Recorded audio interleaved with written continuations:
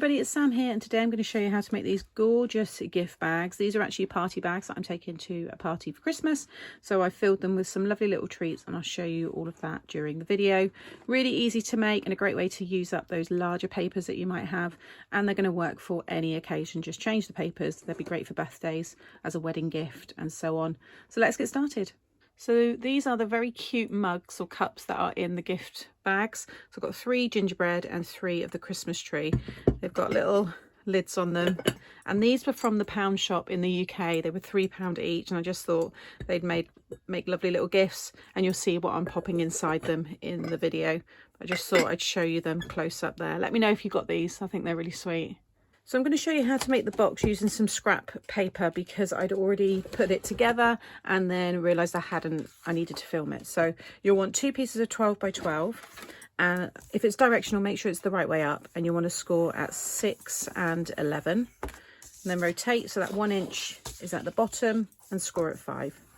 Okay, nice and simple. Do that twice and fold and burnish all the score lines.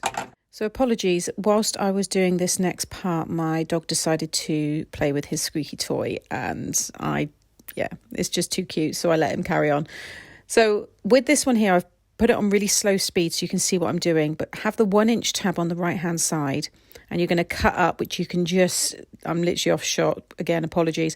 You're going to cut up that middle score line to the first one, and then you're just going to take a little wedge off of that. You'll see it all better in a minute, so you'll know where to cut. And then I'm just cutting away that bottom right hand corner, so you're just left with the 1 inch tab along that top right side, and then just taking a little bit off of the corner there. And then you'll see when I lay it down here, you want to make sure that you've got something that resembles what I've got. So you can see there, the bottom right square, it's just got a little wedge taken off of each side, and I've just cut up to free that up. And as long as you've got that 1 inch tab on the right hand side, then you're ready for the next step. Okay, so when you've got the 2 pieces, I've got a 1 inch tab. If you don't want to have a 1 inch tab, just chop it in half, so you've just got a ½ inch, because that's what I usually do. But rather than waste the card, I just thought I'd use it all. So I'm going to add my glue all down the 1 inch tab there, and then you're going to stick this one over the top. Make sure your base score lines here line up, and it's all nice and straight along that score line there. And then if you flip the whole thing over, fold this one over with the other tab, add your glue,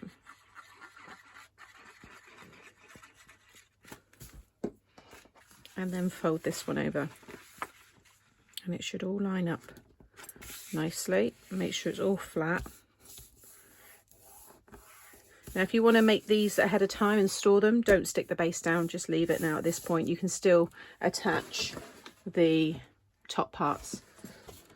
So then turn it upside down, and now we can stick all of these sides in. Those cups are heavy, and these 4 pieces of cardstock with the construction glue in between hold it fine. If you're popping something even heavier in, then maybe put some other layers of cardstock in between, and then that will just reinforce it even more. But I'm going to pop the side pieces in first, so just add some glue like so, and then stick that one down, and then add your glue all over there. And then it's one of these now that will start to square it off. So if you just let it move so it's in that square shape, make sure your sides are nice and straight, and then you can just add your glue and then stick that one down and turn it over, and you can just go in there now and add some pressure and make sure that's all secure. Okay, so now here is the one that I'd already made beforehand. The papers for all of this, for all of the bags, are from this one, Classic Christmas Party. There's only a few sheets left now, because making these gift bags used a bulk of that. So this really pretty bauble paper here, it's got this one inside, doesn't really coordinate, but hey, I'm not too worried about that. So then I've cut myself these 2 pieces here, which are 6 by 5.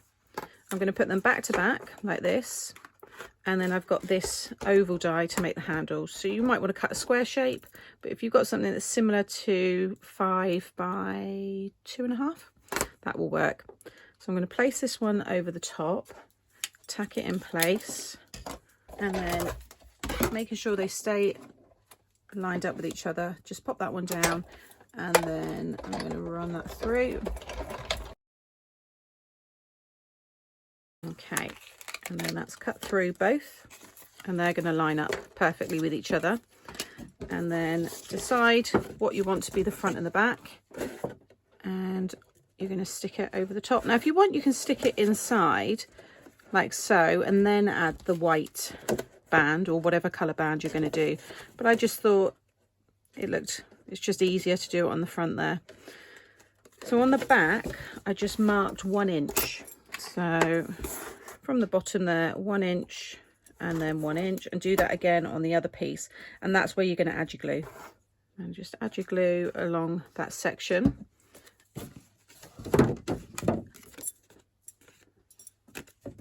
And then if I work this way, I can see where the pencil marks are, and just stick it down so they just disappear like so. And then again with the other one. And then with this one here, I've popped my double-sided tape on the back. This is 6 by 1. And I can't remember where I got the wooden Merry Christmas toppers from. I think it was the Works, possibly, or the Range.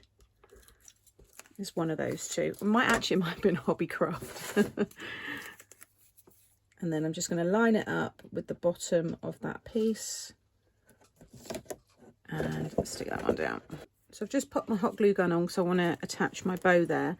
But before I do that, I'll just show you these little bits here. So inside each of the mugs are these huge chocolate dippers with a festive spoon, which I purchased from Amazon. I got a set of, I think they come in sets of 6, and then I've just wrapped, you know, tied the little candy cane there, but that's just melted dairy milk chocolate with some of the mini marshmallows on top.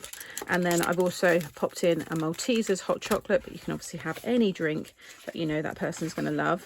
And then I've just taken a sheet of, from this pad here, Classic Christmas, which was from the Works, and I found just with this Malteser one, if I just cut off about 1/2 inch from the bottom, then it will wrap around and I won't get any overhang. So just pop some double-sided tape along the bottom. You don't have to do this, but I just think it makes everything match.